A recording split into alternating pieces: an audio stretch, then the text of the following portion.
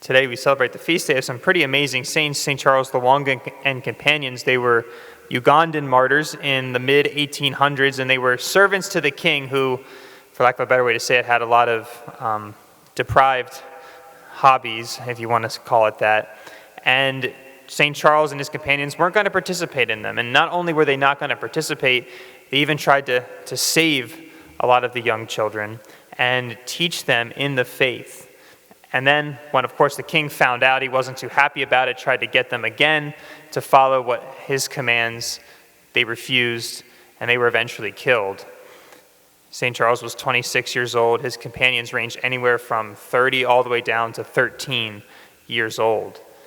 And when we hear stories like that, I know when I hear stories like that, I get a little bit embarrassed because I see the extent that these young men and women were willing to go for the Lord. They were willing to shed their blood, not just for love of God, but also for love of neighbor.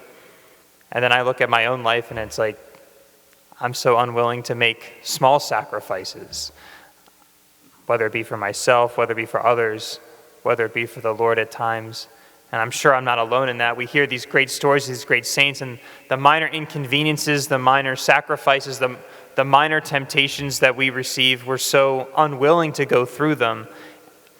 But when we hear these stories of the martyrs, I hope we're not embarrassed as much as we are encouraged. Because in them, we see what is possible. We see what is possible through God's grace. That even though we fail time and time again, each and every day, we see just how great all of us can be. That God doesn't reserve his grace just to a select few that can be these incredible martyrs, incredible saints. Each and every one of us has been called to be saints, and he offers that same grace that St. Charles and his companions had. He offers that to us today, whether we're asked to shed our blood for him or not.